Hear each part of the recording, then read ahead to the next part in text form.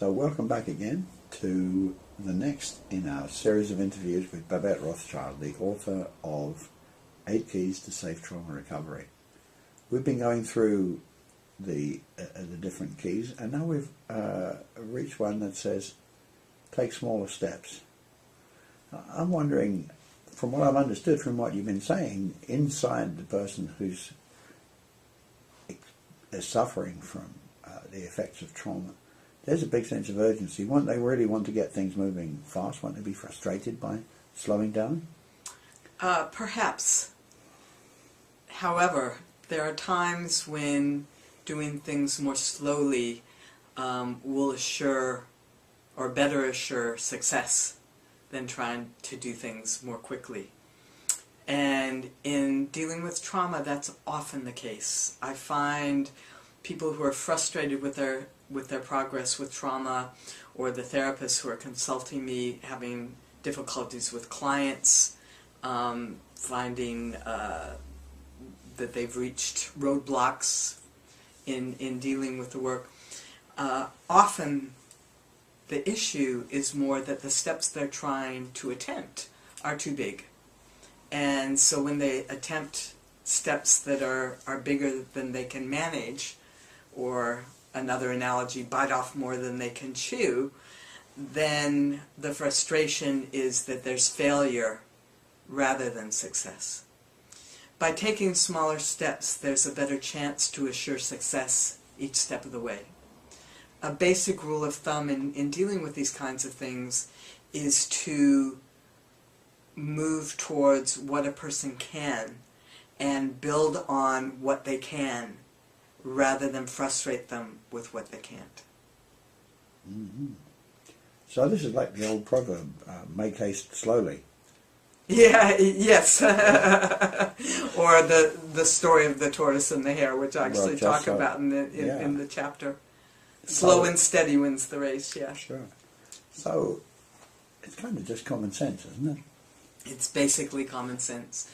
And in that vein, I can give you a very common sense example if you'd like. A client of mine was the mother of a traumatized child. One of the things she wanted for her young child, he was just 2 or 3 years old, she wanted him to learn how to swim so that he could be safe around the water. Normally, when he was upset, if she would hold him, he would calm down. They had a very good relationship.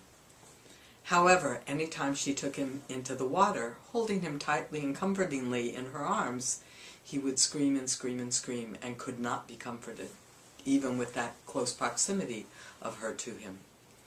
And she brought this to me because they were both getting frustrated. She was getting frustrated with him, he was getting more and more freaked out about going near the water, and she didn't know what to do. She didn't know how to intervene in and make better progress, because she thought she was doing the right thing in holding him safely, caringly, comfortingly, but it wasn't working.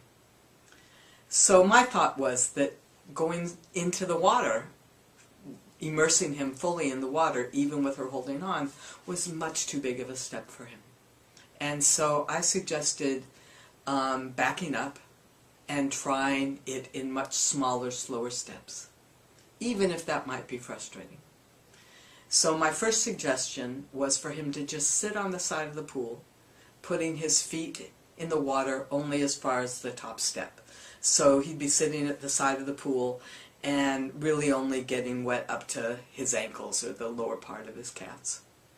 She thought that would be possible, and she tried it the next week, and that was fine. He actually liked sitting by the edge of the pool with his feet in the water, and he'd kick and splash a little bit.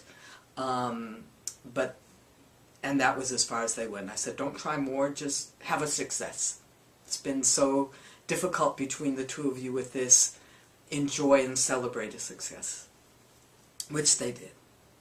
So the next task I suggested was that he stay with his feet on the first step, but move out onto the first step a little bit and crouch, so that his rear end would come down into the water and get a little bit wet, so both his feet and his ankles and his rear would be a little wet.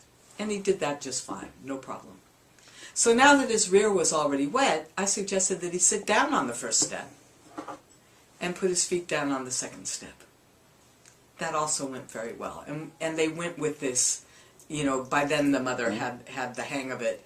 And the next assignment she decided was that he would stand on the second step and crouch down so that he was wet up to his waist, but standing on the second step. And so gradually, over a period of several weeks, he was able to fully get into the water without screaming, without being upset, without being freaked out, without frustrating Mom. And their success was one success building on another success. The goal was the same. They reached the goal of getting him in the water. It took longer than she had hoped, but it was successful, rather than the frustration of trying to get him to calm down when he was so upset, fully immersed in the water.